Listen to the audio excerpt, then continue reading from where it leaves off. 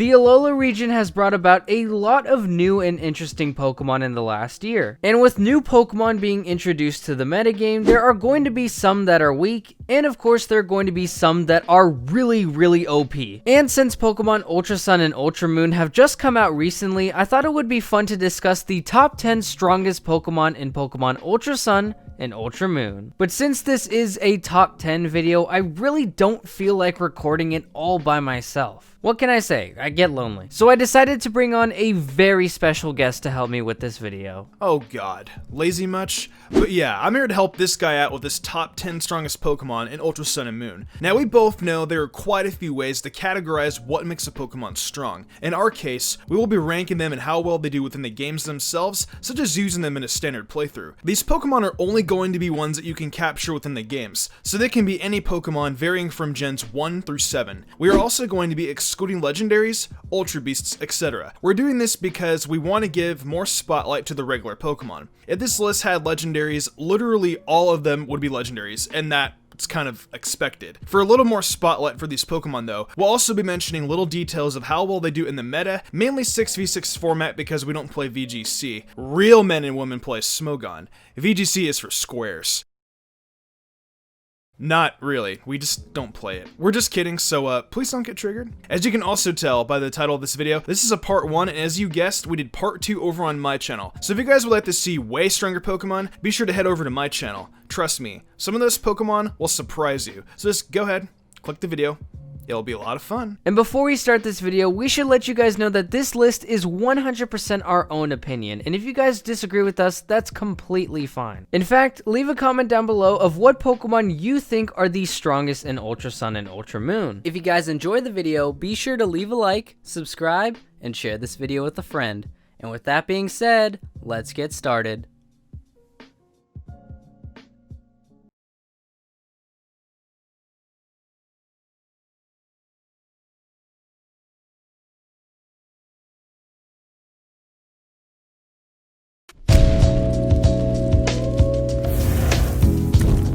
Starting off this list, we have a Pokemon that I actually decided to pick up from my Ultra Sun and Moon team.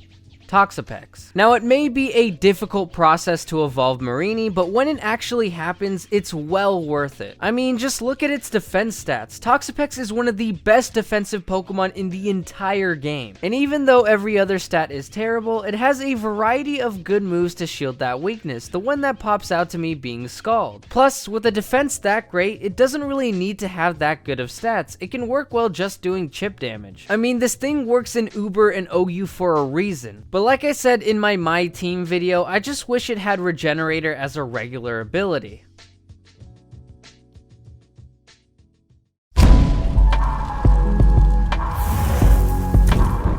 Squirming its way into our number 9 slot, we have the Pokemon Golisopod. If you guys have played any bit of Generation 7, you know how powerful this Pokemon is, either by playing the meta or watching Guzma's wreck your whole team, because that's kind of what happened to me. This Pokemon can tread the games in Alola if you have the patience and want to evolve Wimpod, which obviously you do. Golisopod gets a great move pool and an arsenal of very powerful bug and water attacks, most notably First Impression and Liquidation. This Pokemon would be higher on the list, the only problem is Wimpod. The difficulty of trying to capture this Pokemon to me is fairly difficult. It runs away a lot, so you have to time yourself carefully and think about positioning. But if you're an MLG superstar that caught this thing on your first shot, go brag in the comments because I sucked at capturing mine. After capturing it though, you're stuck with it till level 30 and can't use it in battle at all practically. It only gets Struggle Bug and Sand Attack, but the good part is it's only level 18, so it's not that hard to level up into Golisopod. The reason it's at number 9 is because of Wimpod, but I will say that Golisopod is very powerful, so use it. If you need a powerful water Pokemon and have patience, it's a crazy strong Pokemon. This thing in the meta too, yeah, just prepare to get some sweeps.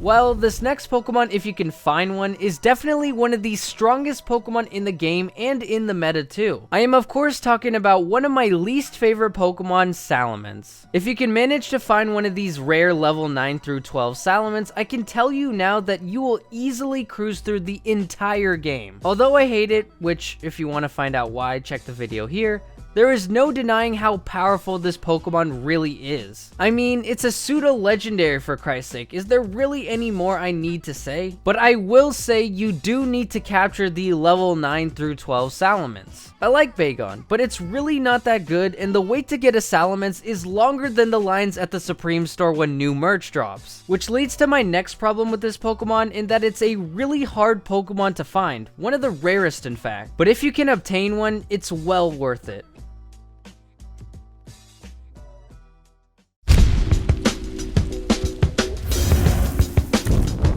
For the first time since like ever, Game Freak decided to make Zorua easy to obtain by making it a wild encounter at the trainer school. For an early encounter Pokemon, Zorua does a great job through anyone's playthrough. Once it evolves into Zoroark, you have the options of all these great moves, and you can run a physical one or a special one depending on which one you want. You can practically run any move on this Pokemon and it will come in handy for you in your playthrough or even in the meta. The meta gets really fun because of its ability Illusion. You can play mind games with your opponents, tricking your opponent into thinking that Zoroark could be any other Pokemon on your team. It's a great strategy if you can pull it off, especially in League format. Zoroark shines in this form of battling. Dark types also do great on any journey through Ultra Sun and Moon, and Zoroark is honestly probably one of the best options. With the dark typing domination of Alola and the moves it gets, I think Zoroark has earned a pretty good spot on this list.